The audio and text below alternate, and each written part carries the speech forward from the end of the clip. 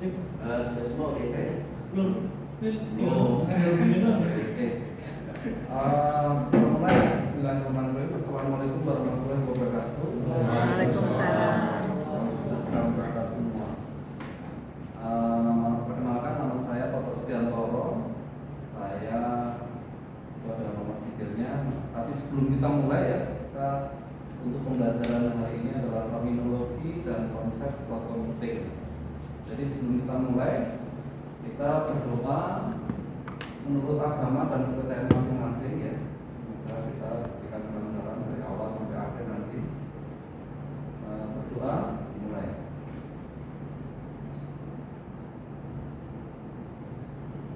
Selesai. Oke. Akan mulai. Nah, ini biodata saya. Nama saya adalah Toto Setiantoro, asal LKP Sukarobot Akademi. Email saya toto@islam.ac.id. Jadi itu ada nomor handphone. Kemudian pekerjaannya adalah swasta. Dan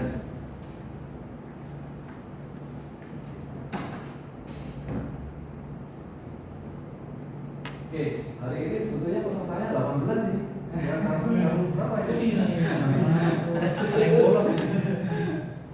Oke, tapi yang penting pokoknya ini yang hadir di sini ada yang online. Nah, silakan kita lengkap.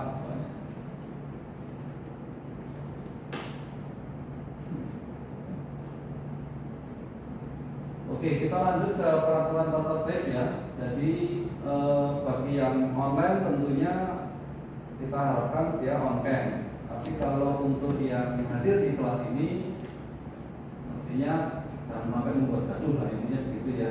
Membuat gaduh, nggak boleh makan minum dan juga merokok. Kalau merokok silakan di blok M ya. Oke. Referensi yang saya pakai untuk materi pembelajaran ini ada 3 ya, ada 3 buku, jadi bisa dilihat di situ. Mulai dari cloud computing open source, pengenalan dan teori ya. Nah, ini roadmap-nya. Roadmap pelatihan hari ini adalah mengacu pada SKKNI nomor 456 tahun 2015, yaitu terkait dengan informasi bidang cloud computing ya. Dengan unit kompetensi adalah mendefinisikan terminologi dan konsep cloud computing. Kemudian elemen kompetensinya adalah mendefinisikan terminologi dan cloud computing. Dan untuk judul micro teachingnya adalah terminologi dan konsep cloud computing. Sedangkan kriteria untuk kerjanya adalah layer virtualisasi, performance, tipe mekanisme virtualisasi, kapasitas virtualisasi ditentukan sesuai jenis layanan. Kita lanjut ya. Nah, ini untuk tujuan pembelajarannya ya. Diharapkan peserta dapat mendefinisikan terminologi dan konsep cloud computing sesuai beban kerja yang diterima. Ya. Dan manfaat pembelajaran adalah setelah mengikuti pembelajaran ini, peserta dapat mendefinisikan terminologi dan konsep cloud computing dengan teliti, disiplin, tanggung jawab, dan kerjasama dalam tim. Nah, ini virtualisasi cloud computing. Ini adalah sebuah proses ya berbasis software ataupun virtual, di mana virtualisasi ini menjadi salah satu cara yang efektif untuk mengurangi biaya infrastruktur IT ya, dengan memaksimalkan hardware pada mesin.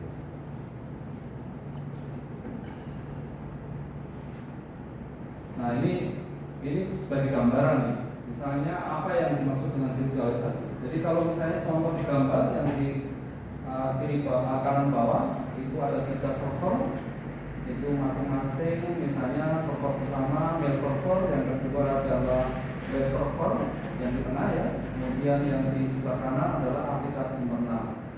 Jadi kalau semua semuanya itu kapasitasnya 30%, maka kita pengen mempertahankan bahwa aplikasi itu adalah yang paling utama ya.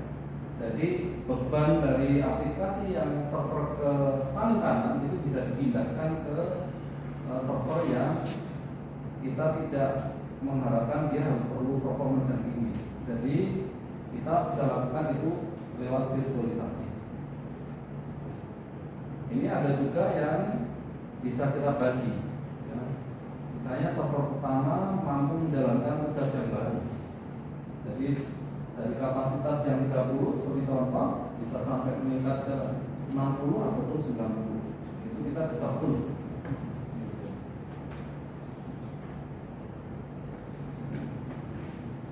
Kemudian ini ada terminologi hypervisor ya. Hypervisor atau HV sendiri adalah bagian dari perangkat lunak yang beroperasi di atas server fisik ataupun host. Yang fisik jelas ya, ini seperti ini fisik, tapi yang host itu sifatnya dia virtual. Nah, ada dua tipe hypervisor yang biasa digunakan, yaitu yang pertama tipe 1 itu dia bare metal hypervisor. Nanti saya akan jelaskan di slide berikutnya ya. Sedangkan tipe 2 adalah yang hosted atau yang host.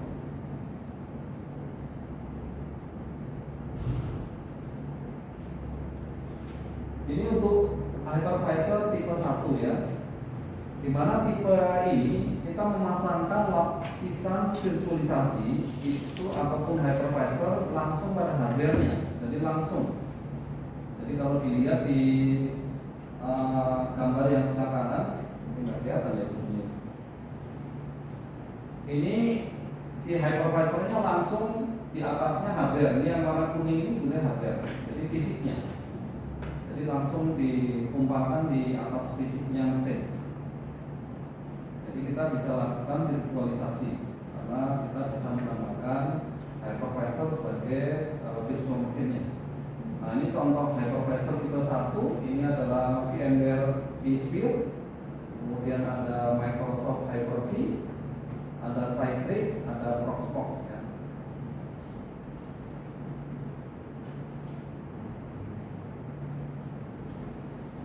Kemudian ini ada hypervisor tipe 2. Tipe 2 ini kita memasangkan lapisan virtualisasi ataupun hypervisornya langsung pada host ya, host system. Artinya bisa dengan operating system. Jadi di atasnya operating system. Nah, ini contohnya bisa dilakukan di Windows, di Linux ataupun di Macintosh ya. Nah, ini contoh hypervisor tipe 2. Ini adalah VMware Workstation ataupun Fusion ataupun Oracle VirtualBox. Jadi perbedaan dengan yang tipe 1 tadi, di mana di sini ada satu tambahan lagi operating system yang dimasukkan di sini. Baru hypervisornya ada di atasnya.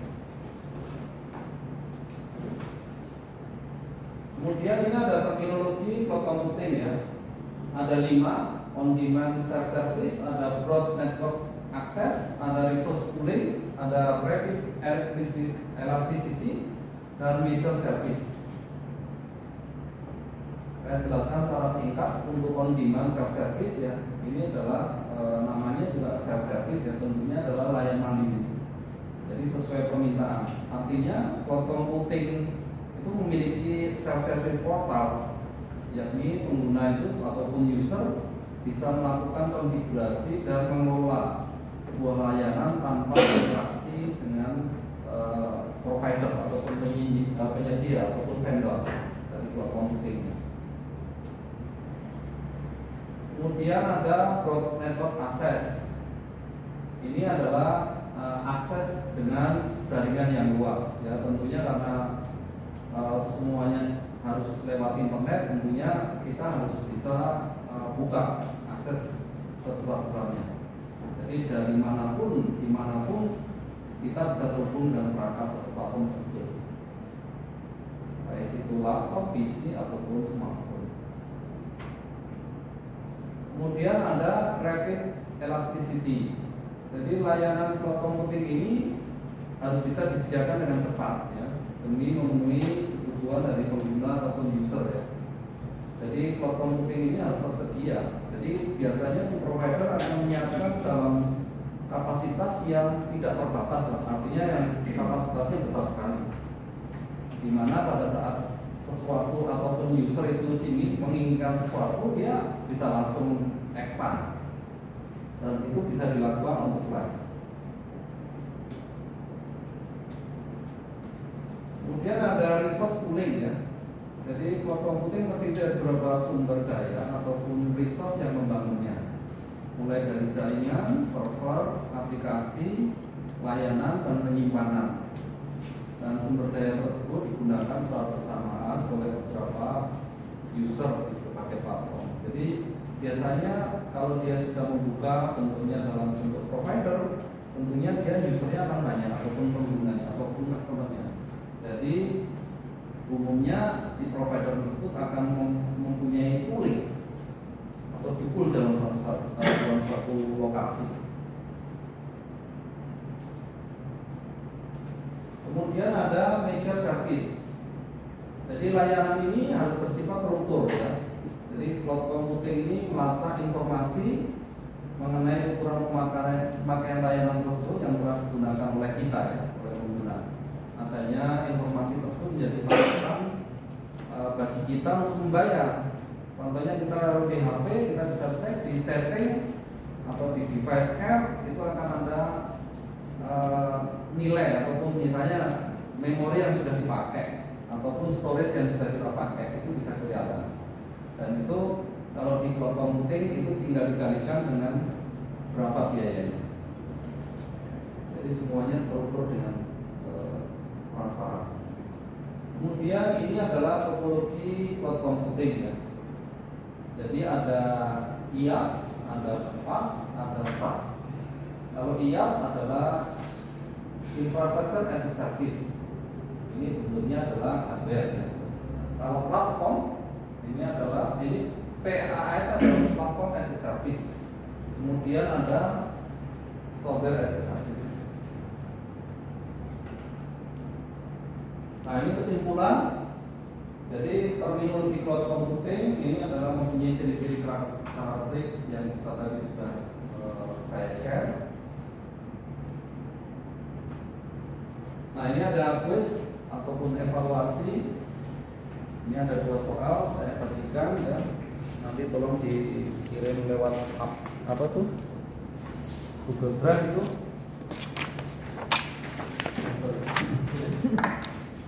Ada Google Drive, silakan. Contekan. Ada yang mau ditanyakan? Kita sudah sampai di penghujung. Kalau nggak ada, saya akan lanjut. Nah, ini untuk pertemuan berikutnya, ini ada tugas ya. Jadi diharapkan untuk kita bisa praktek virtualisasi ya, sehingga semua peserta harus membawa laptop sendiri-sendiri ya. Jangan sampai lupa nanti di pertemuan berikutnya. Oke, mungkin dari saya ucapkan terima kasih atas materi pada hari ini, dan jangan lupa ini kita berantakan, kita coba rapikan dan bersih kembali setelah kita pakai. Cuma itu aja dari saya. Terima kasih. Wassalamualaikum warahmatullahi wabarakatuh. Waalaikumsalam. Wow. Keren.